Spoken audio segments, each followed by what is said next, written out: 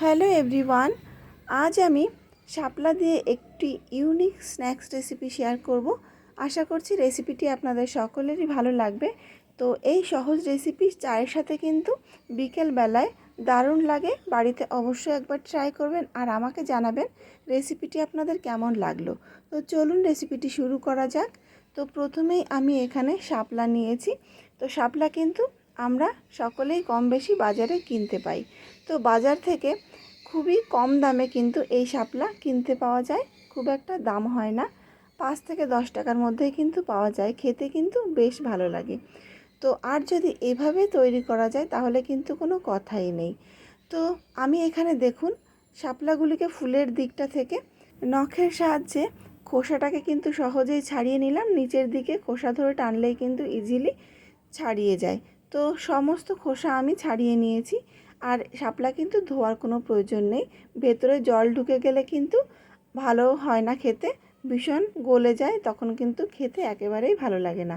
যার জন্যে শাপলা ধোয়ার কোনো প্রয়োজন নেই। আর খোসা দিয়ে সম্পূর্ণ যেহেতু ঢাকা থাকে, যার জন্যে নোংরাও থাকে না। তো দেখুন আমি সমান মাপ করে কেটে নেওয়ার চেষ্টা করছি।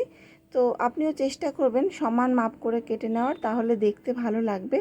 তো দেখুন একই মাপ করে আমি সমস্ত শাপলা কেটে নিচ্ছি। তো এবারে দেখুন সব কাটা হয়ে গেছে। এবার আমি স্টিক নিয়েছি এখানে লম্বা লম্বা। তো এবার এই স্টিকে আমি শাপলাগুলিকে একে একে গেঁথে নেব। তো স্টিকের ধারালো সাইড দিয়ে আমি এভাবে শাপলাগুলিকে একে একে গেঁথে নিচ্ছি। তবে একটা এদিকে একটা ওদিকে, এভাবে প্লাস চিহ্ন মতো করে আমি গেঁথে নিচ্ছি যাতে দেখতে ভালো লাগে। তো আপনাদের যদি অন্য কোনো ডিজাইন জানা থাকে তাহলে সেভাবে আপনারা করে নিতে পারেন। তো মোটামুটি স্টিকগুলিতে গেঁথে নিলেই হবে। তো দেখুন আমি এভাবে একটা রেডি করে নিলাম। দেখতে কিন্তু বেশ ভালো লাগছে, বাচ্চারা কিন্তু এই রকমটা দেখলে ভীষণ খুশি হবে। তো একটা রেডি করে নিলাম। এবার দেখুন আমি একইভাবে সবকটি রেডি করে নিয়েছি, দেখতে অসাধারণ লাগছে। এবার একটি ব্যাটার তৈরি করতে হবে। তার জন্য আমি একটি পাত্র নিয়েছি আর তাতে বেসন নিয়ে নিলাম মেজারিং কাপের 1 কাপ।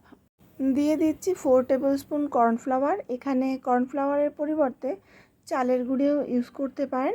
স্বাদ মতো নুন দিলাম আর পরিমাণ মতো হলুদ গুঁড়ি দিলাম। সাথে হাফ চামচ চিনি দিলাম এর টেস্টটাকে অনেক বেশি বাড়িয়ে দেওয়ার জন্যে। আর হাফ চামচ রেড চিলি পাউডার দিলাম রঙের জন্যে। এবার দিয়ে দিচ্ছি আদা রসুন আর কাঁচা লঙ্কার পেস্ট 3 চামচ মতো দিয়েছি। আগে থেকে এটি আমি মিক্সিতে বেশ ভালো করে পেস্ট তৈরি করে রেখেছিলাম। এবার অল্প অল্প করে জল দিয়ে একটি ব্যাটার তৈরি করব।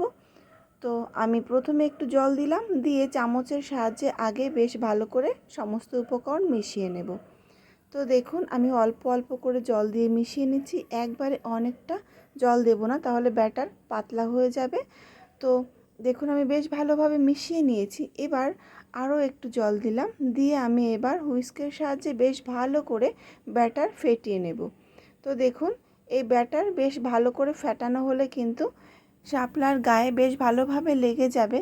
আর ব্যাটারটার থিকনেসটাও ঠিকঠাক রাখতে হবে, পাতলা হলে কিন্তু শাপলার গা থেকে পড়ে যাবে ঝরে, তখন ভালো হবে না। তো ব্যাটারটা আমি থিকনেস দেখিয়ে দিচ্ছি, দেখুন চামচ দিয়ে দেখালে বেশি ভালো বোঝা যাবে, যার জন্য আমি চামচের সাহায্যেই দেখাচ্ছি। তো দেখুন আমি এরকমটা রেখেছি। তো এবার এদিকে একটি কড়াই বসিয়ে নিয়েছি। কড়াইয়ে দিয়ে দিচ্ছি রিফাইন্ড অয়েল, বেশ খানিকটা দিতে হবে যাতে শাপলাগুলি মোটামুটি ডুবে থাকতে পারে। তো দেখুন আমি বেশ খানিকটা রিফাইন্ড অয়েল দিয়ে দিলাম আর গ্যাসের ফ্লেম হাই রেখে আমি তেল গরম করে নিলাম। এবার ব্যাটারের মধ্যে আমি এই শাপলাকে ডুবিয়ে দিচ্ছি।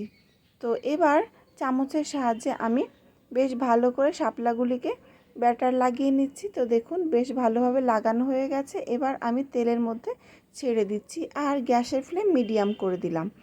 তো প্রথমে আমি এখানে দুটি দিয়ে দিলাম।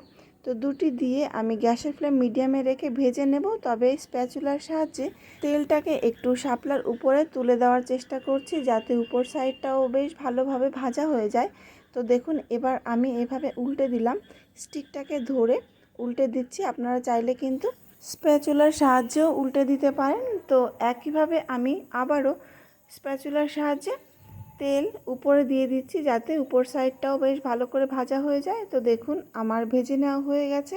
এবার আমি এভাবে স্টিকটাতে ধরে তুলে নিচ্ছি। তো একইভাবে আমি সবগুলি রেডি করে নিলাম। তো দেখুন দেখতে দারুণ লাগছে। শাপলা একটা সাধারণ সবজি হলেও এভাবে যদি আমরা অসাধারণ রেসিপি তৈরি করতে পারি তো বাড়ির সকলে তো অবশ্যই পছন্দ করবে। উপর থেকে আমি টমেটো কেচাপ দিয়ে দিচ্ছি, তো বাচ্চারা কিন্তু আরও পছন্দ করবে। তো অবশ্যই এভাবে একবার ট্রাই করবেন আর আমাকে জানাবেন রেসিপিটি কেমন লেগেছে। যদি ভালো লেগে থাকে তাহলে প্লিজ লাইক করবেন আর চ্যানেলটিকে সাবস্ক্রাইব করবেন। তবে আজকের মতো এই পর্যন্তই। ফিরে আসবো আবারও নতুন কোনো রেসিপি নিয়ে।